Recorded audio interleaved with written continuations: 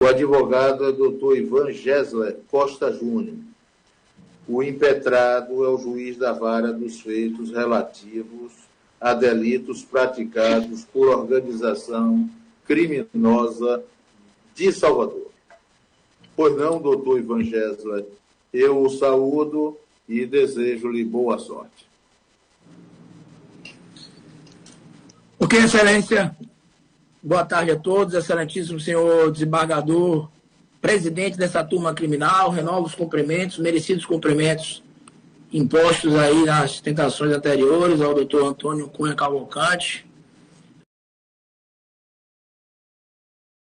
A digníssima relatora, a doutora Nájila Brito, mais uma vez uma satisfação atuar aqui sob vossa relatoria. Aos desembargadores, doutor Ricardo Schmidt, ao doutor Álvaro, também tem exercido também aí a jurisdição, a atividade judicante nessa turma criminal. Eu costumo dizer que nós não podemos ter um juiz como uma entidade metafísica. Juiz, claro, é um ser no mundo, tem sua historicidade, mas ao mesmo tempo nós não podemos esquecer de nossa história. E por mais que nós busquemos uma imparcialidade objetiva, eu sempre fico muito feliz, porque nós temos novos magistrados, novos desembargadores que vêm também para o tribunal e carregam toda essa historicidade, o histórico, o seu legado, porque tenho certeza que a magistratura e Vossa Excelências vêm dessa forma, é muito mais do que um trabalho, uma missão de vida, é um propósito em busca de um legado.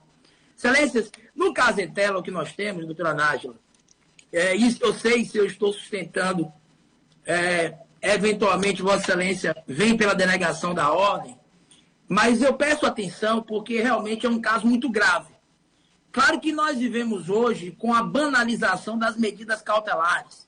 E se eu que acompanhei durante toda a tarde o julgamento dos habeas corpus, a gente tem que fazer essa meia-culpa também, porque nós, advogados, por vezes, em algumas situações, acabamos invadindo o mérito causal e a pretensão acusatória no habeas corpus para discutir mérito em termos de prisões cautelares, mas por vezes fazemos isso porque, em primeiro grau, muitos magistrados, claro que não são todos, é uma minoria, mas acontece, invadem elementos meritórios para decretar prisões cautelares ou denegar pedidos de revogações de prisões.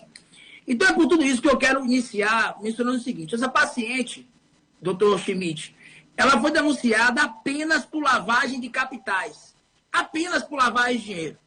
Doutora Nájila, houve uma operação anterior na vara de combate às organizações criminosas, doutor Cavalcante,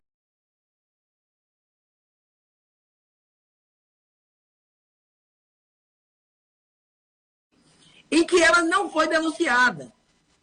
Nessa operação, alguns réus foram denunciados por tráfico de drogas. Só que ela não é ré, ela não é denunciada em nenhuma outra ação penal. Foi denunciada, está no polo passivo dessa pretensão acusatória, nessa ação penal condenatória. O tocante à imputação do artigo 1º da Lei 9.613 de 98 e seu parágrafo 4º. Então, nobres desembargadores, o que nós temos aí é um delito que tem pena mínima de 3 anos, que inclusive permitiria até um acordo de não persecução penal, nos termos do artigo 28A do Código de Processo Penal, que não foi proposto pelo órgão ministerial. Porque, infelizmente, o que se percebe com esse processo, doutora Nájila, como foi dito, por exemplo, por Rusman, que muitas vezes, nas varas de organização criminosa, nós temos processos com uma sujeição passiva complexa. Vários réus.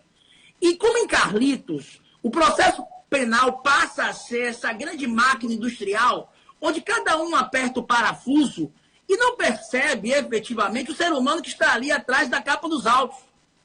Vou dar só um exemplo, doutor Schmidt. Nem o Ministério Público sabe, doutora Nájila, quem é a denunciada nesse caso em tela. Eu, quando entrei nesse caso, não sabia, por exemplo, que a paciente tinha uma irmã. Ora, o Ministério Público fala em Daniele Pinho Carneiro, outrora fala em Daniela Pinho Carneiro, que é a paciente. Se nós analisarmos a denúncia, a decisão que decreta a prisão preventiva, há essa confusão terminológica, e querem sustentar uma prisão preventiva contra alguém que eles sequer sabem quem é. Não há nenhum elemento empírico, não há nenhum elemento concreto, tangível, palpável, doutora Nájila, para sustentar essa prisão.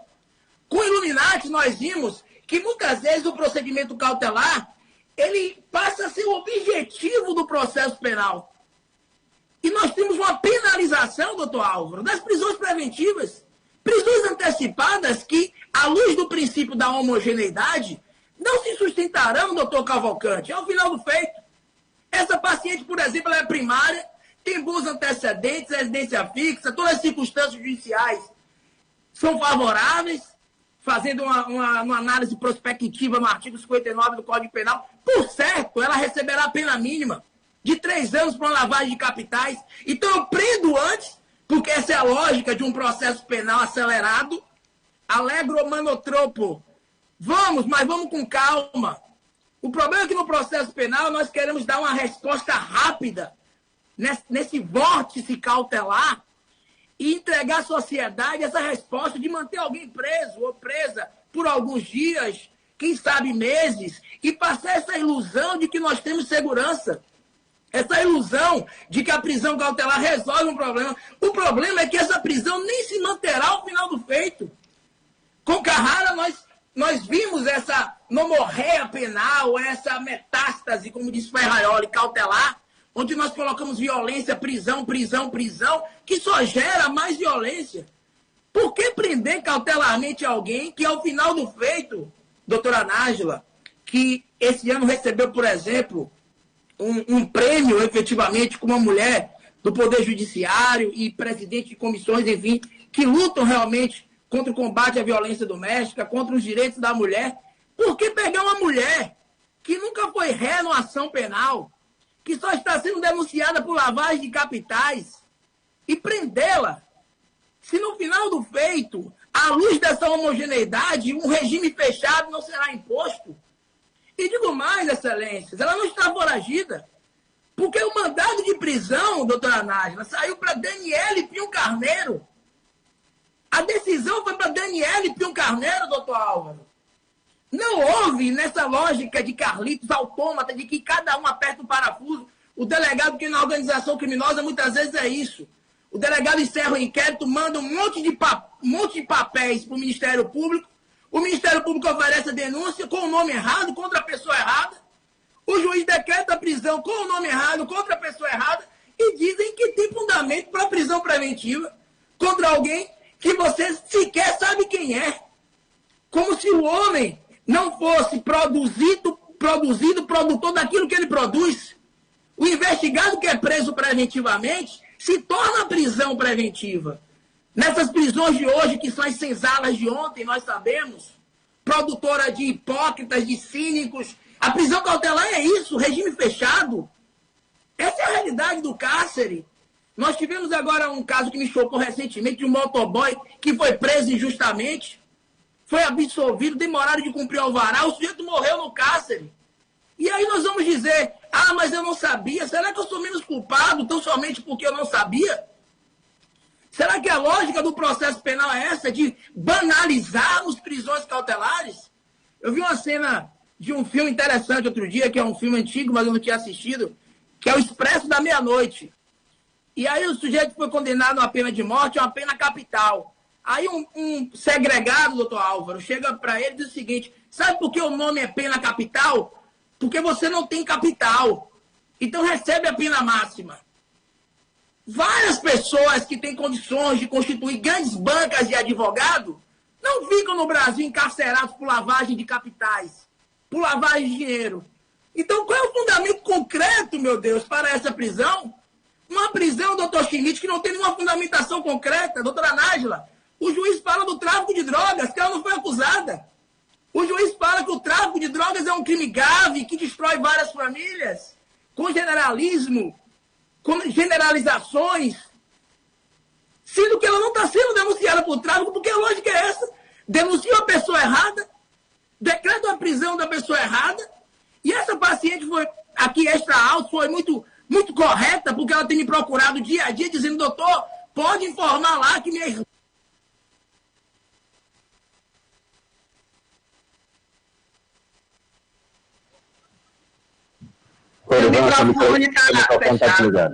Entrou a ligação, desculpe. Pode informar que a denúncia está ofertada e o decreto contra a pessoa errada?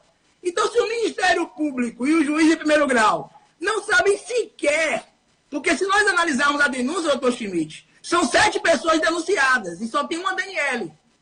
Aí, ora eles colocam um CPF, ora qualificam uma Daniele, ora qualifica outra, ora fala de uma conta, doutora Nájila, ora fala de outra. Qual é o fundamento concreto para essa prisão?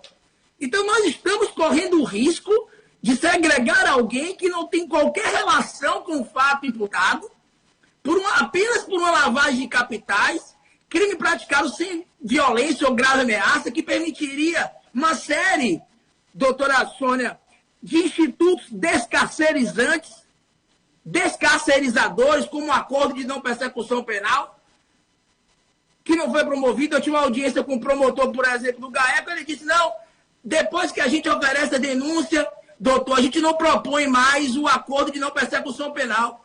Mas eu falei, excelência, eu só soube que tinha denúncia, estava tudo sigiloso. Todos os atos estavam sigilosos. Depois que a operação foi deflagrada. Então, como poderia ela aceitar um eventual acordo de não persecução penal? Então, é alguém que efetivamente é primária, não tem qualquer, não é ré ou denunciado em qualquer processo penal,